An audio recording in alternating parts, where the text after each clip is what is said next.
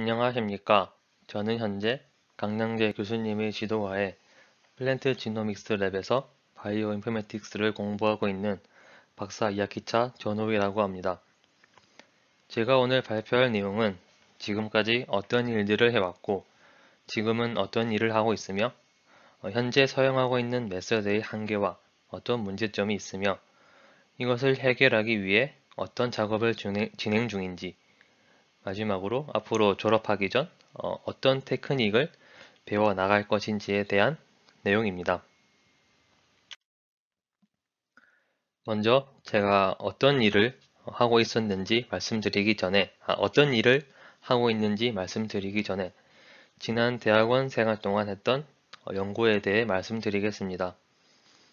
저는 아라비도프시스 탈리아나의 스트레스, 그 중에서도 어바이오틱 스트레스에 대한 mRNA 익스프레션 레벨을 수치화하여 데이터베이스를 만들고 이것을 웹 어플리케이션으로 제작하여 비주얼라이징하는 작업을 진행했습니다.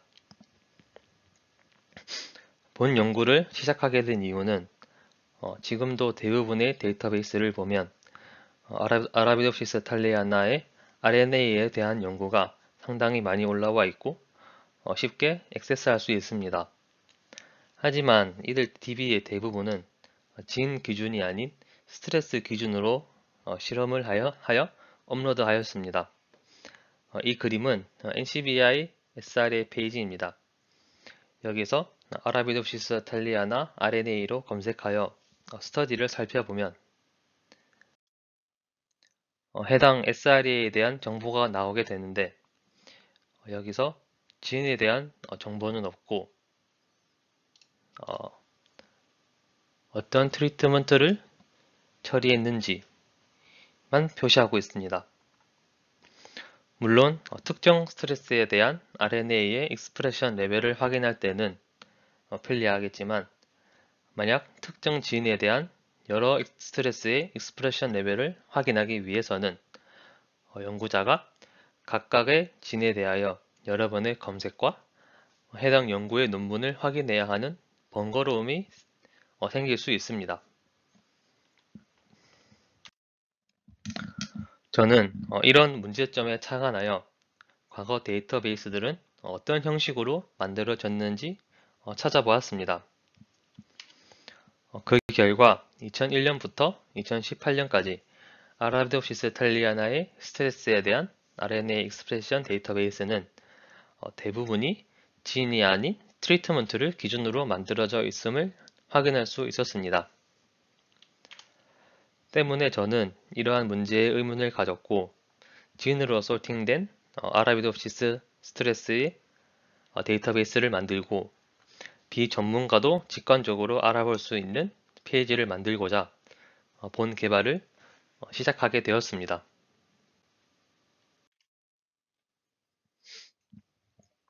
이 개발의 시작은 데이터 수집에서 시작하였습니다. 데이터는 NCBI에 올라와 있는 SRA 데이터를 사용하였으며 수집할 때 몇 가지 기준을 만들어 놓았습니다. 모든 데이터를 사용하면 더 빠르게 수집을 할 수 있었지만 이렇게 수집하면 데이터베이스의 퀄리티가 떨어질 수 있기 때문에 보다 신중하게 수집을 하였습니다. 먼저 첫째, 뮤턴트 타입은 제외하고 only 와일드 타입만 사용하였습니다. 둘째, 비슷한 내용의 실험이라면 페이퍼가 있는 스터디를 사용하였습니다. 세 번째, 컬럼의 인포메이션이 명백한 스터디만 사용하였습니다. 이렇게 필터링된 스터디를 SRA 툴킷이라고 하는 파이썬 기반의 프로그램을 이용하여 한 번에 다운로드 하였습니다. SRA 스터디는 다음과 같은 컬럼 포맷으로 정리하였습니다. 총 8개의 컬럼으로 구성되어 있으며 순서대로 Study ID, SRR ID, Assay Type, Genotype, Treatment, Stage, 티슈, 레이아웃입니다. 컬럼은 데이터베이스 용어로 사용할 땐 세로줄을 뜻하며 정보를 나누는 기준이라고 이해하시면 될 것 같습니다. 앞쪽에 두 개는 SRA 넘버가 나와 있고 어세이 타입은 RNA를만 사용하였으며 지노타입은 아까 말씀드린 것처럼 뮤턴트 타입을 제외한 와일드 타입을 사용하였습니다. 트리트먼트에는 제가 수집한 기준인 어바이오틱 스트레스가 들어가게 되고 티슈에는 루트, 에어리얼 슈트, 리프, 머추얼 립 총 4개로 나누어서 구분했습니다. 마지막으로 레이아웃은 싱글만 사용하였습니다. 일반적으로 페어가 싱글에 비해 더 정확한 정보를 담고 있지만 개수가 싱글에 비해 적어 데이터의 퀀티티를 위해 싱글을 사용하였습니다. 이렇게 수집된 스터디 데이터를 칼리스토라고 하는 분석 프로그램을 이용하여 익스프레션 레벨을 확인하였습니다. 칼리스토는 벌크 혹은 싱글셀 RNA-seq 데이터를 퀄리티파잉하는 프로그램입니다. 칼리스토의 원리를 간단하게 설명드리자면 레퍼런스 시퀀스인 리드에 분석할 시퀀스가 K 단위로 쪼개져 얼라이먼트 하게 되어 보시는 것처럼 컨티그를 만들게 됩니다. 익스프레션 양이 많은 시퀀스는 더 큰 컨티그를 만들게 되고 이 크기를 transcripts per million인 TPM 값으로 수치화하여 저장하였습니다. 제가 칼리스토를 선택한 이유는 다른 분석 프로그램에 비해 빠르고 정확하여서입니다. 왼쪽 그래프를 보시게 되면 X축에는 칼리스토를 포함한 다른 분석 프로그램들이 있고 Y축에는 소요 시간을 나타내고 있습니다. 칼리스토는 다른 프로그램들에 비해 적게는 10배, 많게는 200배가량 빠른 모습을 보여주고 있습니다. 또한 칼리스토는 정확합니다.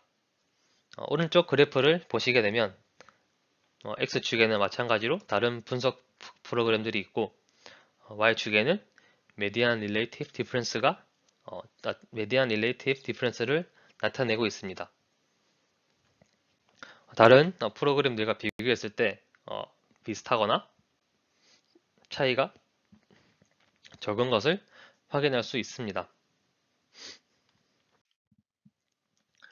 웹페이지를 만들고 데이터베이스를 만드는 과정에서는 파이썬과 장고를 사용하였습니다.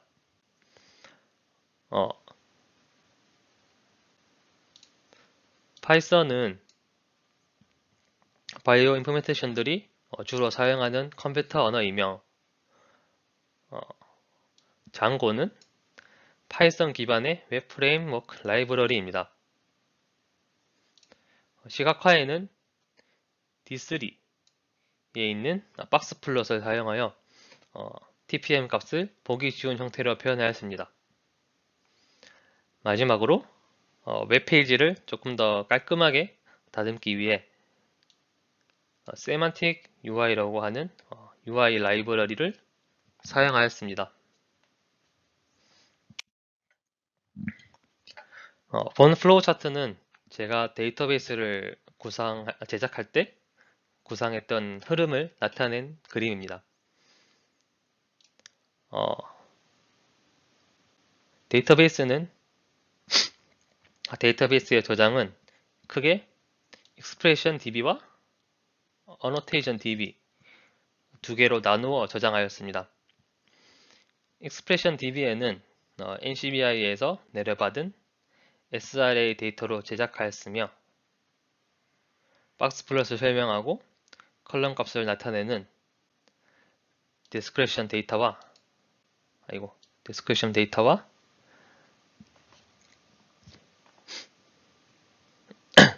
칼리스토를 통해 나온 TPM 값을 가지는 데이터로 구성하였습니다. 어노테이션 DB는 더 아라비덥시스 인포메이션 리소스로 알려진 테어에 있는 진 온톨로지 부분에서 가져왔으며 유니포트라는 또 다른 리소스를 참조하여 제작하였습니다. 이렇게 만들어진 두 개의 DB를 장고에 저장하여 어플리케이션을 만들었으며 D3에 있는 박스 플롯 기능을 이용하여 최종적으로 웹페이지에 시각화하였습니다.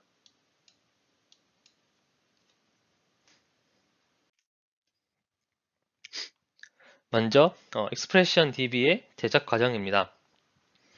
SRA 파일에 칼리스토 작업을 거치게 되면 다음과 같은 어번던스 파일이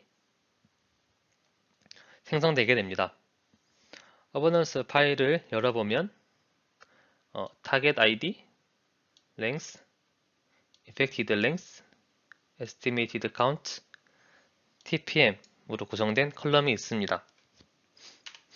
여기서 저희가 주목해야 될 컬럼은 실제로 익스프레션 레벨을 나타내는 TPM 값입니다.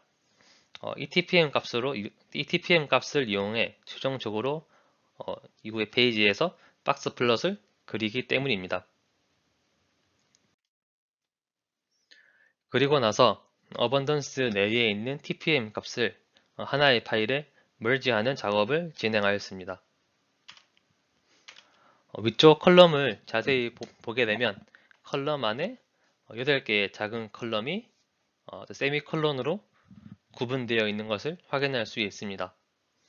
이 형식은 아까 저희가 미리 데이터를 수집할 때 만들어 놓았던 컬럼 포맷과 일치함을 알 수 있습니다.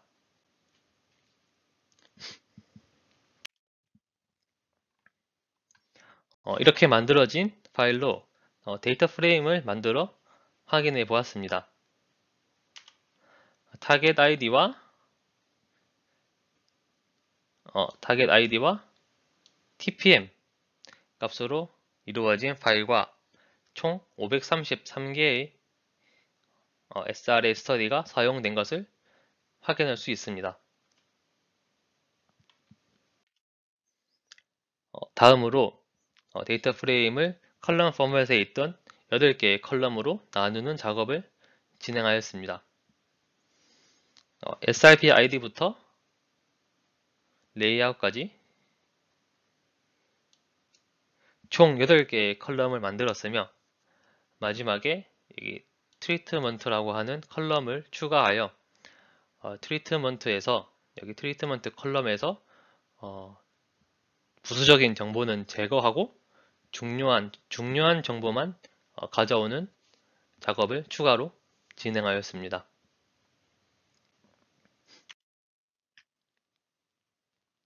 그리고 데이터 프레임에서 티슈가 없는 정보는 제거하고 레이아웃은 싱글만 남겨두는 작업을 진행하였습니다. 앞서 말씀드린 것처럼 페어가 싱글에 비해서 정확하지만 페어의 양이 싱글에 비해 많이 적어서 싱글만 사용하였습니다. 그리고 사용된 스터디의 개수를 확인해 본 결과 총 7개의 스터디에서 적게는 3개부터 많게는 192개까지 사용된 것을 확인할 수 있었습니다. 다음은 TPM 데이터입니다. TPM 데이터는 SRID와 TPM 값만 필요하므로 이 두 값으로 구성된 컬럼을 만들고 데이터 프레임을 제작하였습니다. 처음에 만들었던 description 데이터와 같은 533개의 컬럼을 확인할 수 있습니다.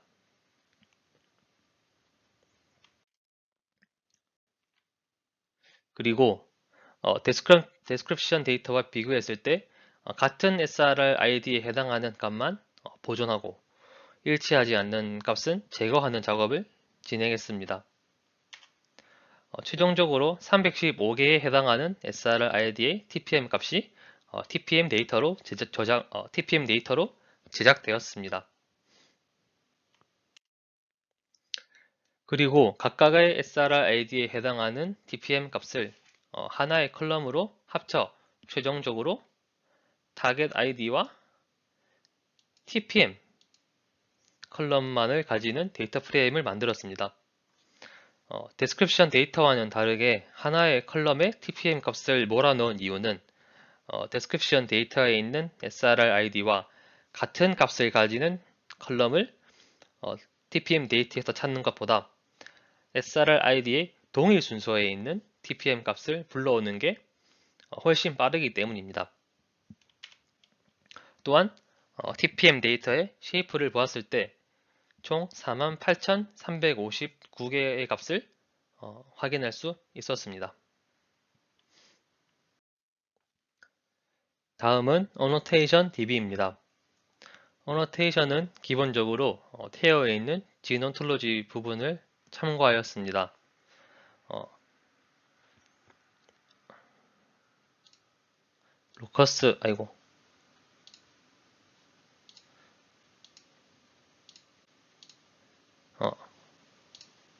로커스 네임부터 date annotated까지 총 15개의 컬럼에서 정보를 제공하고 있었지만 제가 사용한 진과 비교했을 때 이게 evidence with 컬럼에 해당하는 값이 존재하지 않아 이 부분은 제외하고 14개의 컬럼에 대한 정보만 표시하였습니다.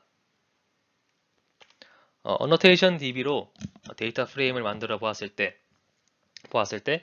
총 32,810개의 값이 있는데 이를 TPM 데이터와 비교해 보면 약 68% 정도만 annotation 된 것을 볼 수 있습니다.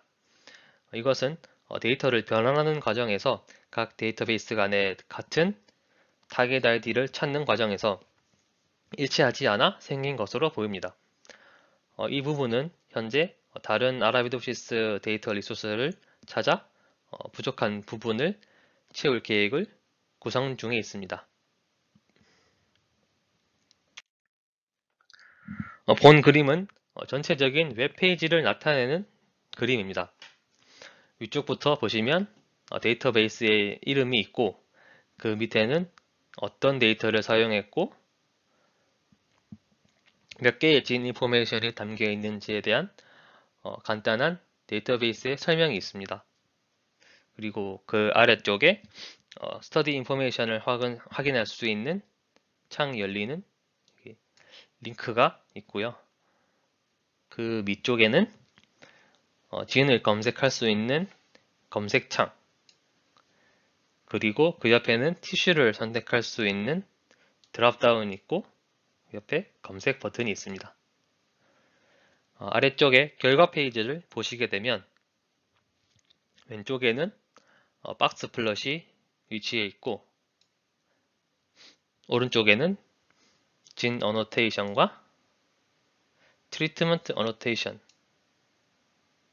위치해 있습니다. 다음은 각 파트를 자세히 살펴보겠습니다. 디스크립션 아래쪽에 스터디 인포메이션 링크가 있는데 이것을 클릭하게 되면 다음과 같은 새 창이 열리게 됩니다. 이곳에는 데이터베이스를 제작할 때 사용한 7개의 스터디 아이디에 대한 스터디가 담겨져 있습니다. 순서대로 스터디 아이디, 다음에 레퍼런스 포맷, 그리고 각 스터디로 이동할 수 있는 NCBI 링크, 그리고 각 논문에 대한 앱스트랙트가 담겨져 있습니다. 앱스트랙트 부분을 누르게 되면 아래쪽으로 펼쳐져 자세한 내용이 나오도록 해놓았습니다. 다음은 박스 플롯입니다. 박스 플롯은 root, mutual leaf, leaf, 에어리어 슈트 총 4개의 티슈에 대하여 구분하였고 X축에는 컨트롤을 포함한 티슈가 X축에는 컨트롤을 포함한 트리트먼트가 있고 Y축에는 TPM 값으로 구성되었으며 적게는 2개, 많게는 4개의 트리트먼트를 표시하고 있습니다. 진 어노테이션은 진에 대한 앞서 말씀드린 14개의 컬럼에서 시각화하였습니다. 세 번째로 보이는 오브젝트 네임이 검색할 때 사용된 진 아이디임을 확인할 수 있습니다. 마지막으로 트리트먼트 어노테이션입니다. 박스 플롯의 X축에 트리트먼트의 풀네임을 적게 될 경우 이름이 겹쳐져 알아보기 힘든 경우가 있어서 short name을 적고 그에 대한 description을 따로 적는 방향으로 설정하였습니다. 보시는 것처럼 순서대로 short name, full name, description 혹은 information을 담고 있는 사이트로 이동할 수 있는 링크를 담고 있습니다.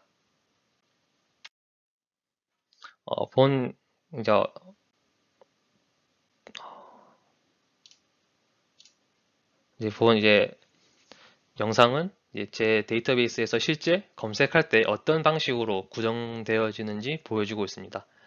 검색할 유전자를 입력하고 원하는 티슈를 선택하고 검색창을 누르게 되면 해당 유전자와 해당 티슈에 해당하는 박스 플롯이 나오고 검색할 때 넣었던 진에 대한 진 인포메이션 그리고 검색할 때 입력했던 티슈에 대한 풀네임에 대한 정보가 최종적으로 웹페이지에 표시되게 됩니다.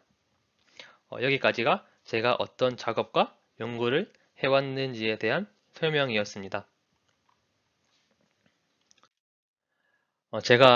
지금 제가 하고 있는 작업은 지금까지 만들어 놓은 웹페이지에 기능을 추가한다든지 문제를 수정한다든지 여러 가지 보수 작업을 진행 중에 있습니다. 데이터베이스 서버를 운영할 땐 단순하게 만들고 배포한다고 끝나는 게 아니라 여러 가지 수정과 보완을 거쳐 정보를 추가하고 관리를 해야 된다고 생각하기 때문입니다. 또한 데이터베이스의 장점은 기존에 있던 데이터에 정보를 추가하거나 기능을 추가해도 새로운 논문이 나온다는 것입니다. 예를 들어 기존에 있던 DB가 V1이라고 한다면 V2, V3 이런 식으로 지속적으로 논문을 쓸 수 있습니다. 먼저 페이지 설명 부분에 랜덤 포레스트 진 데이터를 추가했습니다. 랜덤 포레스트는 머신러닝에서 검출, 분류, 회귀 등 다양한 문제를 해결하는 데 사용하는 방법입니다. 저는 랜덤 포레스트를 진이 발현할 때 어떤 그룹으로 활동하는지 알아내기 위해 사용했습니다. 진이라는 게 단독으로 어떤 기능을 하기보다는 그 진의 발현을 도와주는 서브진도 있고 진 패밀리라고 세트 단위로 활동하기도 하기 때문입니다. 이러한 이유로 특정 진을 검색했을 때 비슷한 발현 패턴을 보이는 진을 찾는 것이 중요하다고 생각했고 랜덤 포레스트 클래시피케이션을 사용했습니다. 원리를 간단하게 설명드리면 랜덤 포레스트 자체적으로 디시전 트리를 나누어 줍니다. 이 트리가 true 혹은 false로 구분해주고 또 다른 트리가 다른 기준으로 나누어 줍니다. 이러한 트리를 통해 최종적으로 비슷한 친구들로 묶어주고 확인할 수 있도록 하였습니다. 페이지의 description 부분을 보시면 제일 아래쪽에 Random Forest Classification Link라고 하는 링크를 추가하였습니다. 이것을 누르게 되면 다음과 같은 새 창이 열리게 되는데 여기서 Random Forest Classification의 간단한 설명과 실행시킬 때의 조건을 표시하였습니다. 저 같은 경우 런타임은 100회이며 에스티메이터 넘버는 5000으로 설정하였습니다. 머추얼 리프와 리프는 합쳐 총 3개의 테이블로 만들었으며 각 티슈에서 진 아이디와 심볼 description을 추가하였고 여기서 진 아이디를 다시 누르게 되면 기존의 페이지에서 검색하여 되돌려주는 방식으로 만들었습니다. 다음은 서치 창에서 자동 완성이 되는 기능을 추가하였습니다. 기존에 검색할 때는 진 이름을 풀로 다 쳤어야 했는데 이 부분이 불편한 것 같아 첫 글자만 쳐도 해당 글자로 시작하는 진을 아래쪽으로 보여주는 기능을 추가하였습니다. 이 기능은 똑같이 세만틱 UI에 있는 서치 부분에서 가져와 사용했습니다. 그리고 어노테이션 부분에 진 심볼과 디스크립션 정보를 추가했습니다. 기존에 테어에서 가져왔던 진 온톨로지 부분에 있는 정보를 가져와서 사용했지만 이 부분이 빠져 있어 맨맨이라고 하는 소프트웨어를 사용하였습니다. 맨맨은 생물 내의 메타볼릭 패스웨이 그리고 각종 프로세스를 시각화해주는 프로그램입니다. 테어에서도 이 부분에 대한 정보가 있었지만 여기서 제공하는 파일 포맷이 제가 원하는 형식과 맞지 않아 맨맨을 사용하여 추가하였습니다. 박스플롯 부분도 변경할 계획입니다. 기존에는 진과 티슈를 선택하여 검색하면 해당 티슈에 처리한 트리트먼트의 박스플롯이 나온다고 할 때 티슈 선택창을 없애고 특정 진에 대해 모든 티슈에 대해서 발현값을 나타내는 멀티박스플롯 형태로 표현할 계획입니다. 진에 대한 모든 티슈에 대한 익스프레션 레벨을 한 페이지에서 한눈에 확인할 수 있어야 한다고 생각했기 때문입니다. 다음은 제 데이터베이스의 API 제작입니다. API에 대해서 간략하게 설명드리면 어플리케이션 프로그래밍 인터페이스의 약자로 응용 프로그램에서 사용할 수 있도록 운영체제나 프로그래밍 언어가 제공하는 기능을 제어할 수 있게 만든 인터페이스를 말합니다. 정의만 놓고 보면 되게 거창해 보일 수 있는데 쉽게 말해 저의 데이터를 다른 사람들이 사용할 수 있도록 배포하는 설정을 만든다고 생각하시면 됩니다. 예를 들어 제가 학교 근처 맛집 데이터베이스를 만든다고 하면 거기에 들어가는 데이터에는 분명 학교 주변의 지도가 들어가야 할 겁니다. 만약 지도 데이터를 공개를 한다고 해도 대부분의 사람은 그 데이터를 가지고 자신에게 유용하게 사용하기가 어렵고 호환성의 문제라던가 정보가 너무 방대해서 다루기 어렵다든가 하는 문제가 생길 수 있을 거라고 생각합니다. 이때 공공기관 혹은 다른 데이터베이스에서 제공하는 API를 이용하면 어렵지 않게 제 웹페이지에서도 지도 정보를 불러올 수 있게 됩니다.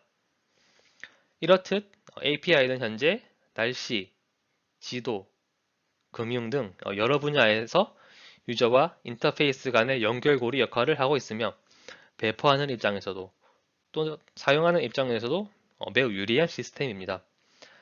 제가 생각했을 땐 데이터베이스라는 게 단순히 만드는 것이 끝이 아니라 사용하는 사람이 생겨서 저의 정보와 데이터를 얻어가야만 그제서야 진정한 데이터베이스의 가치를 생각하기 때문에 제 데이터베이스의 API를 만들게 되었습니다.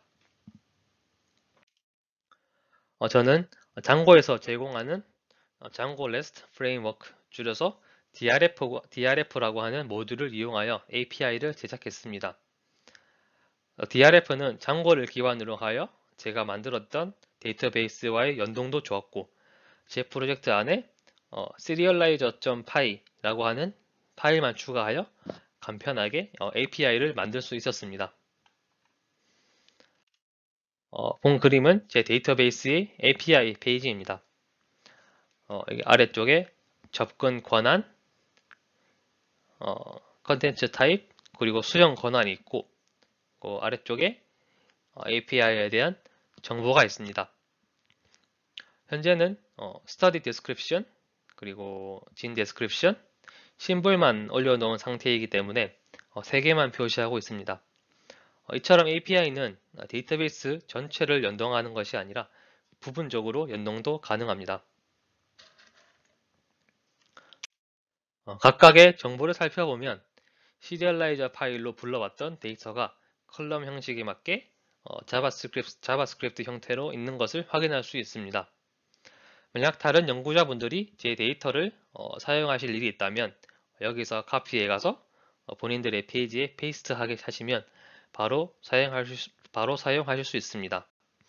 이러한 형식으로 저는 제 데이터베이스를 단순히 정적인 형태로 방치해 두는 것이 아닌 유동적으로 다른 분들이 사용하실 수 있게 제작하였습니다. 다음으로 제가 하고 있는 작업은 Gene Ontology Enrichment Analysis를 통해 웹페이지를 제작하는 일입니다.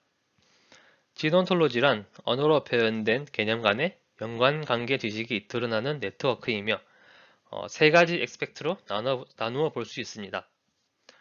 첫째, 몰레큘러 펑션입니다. 진 프로덕트에 의해 수행되는 카탈리시스, 트랜스포터와 같은 분자 수준의 활동으로 이루어집니다. 프로테인과 RNA와 같은 개별적 유전자 산물에 이루어지지만 일부 액티비티는 다중 유전자 산물로 구성된 몰레큘러 컴플렉스에 의해 수행되기도 합니다.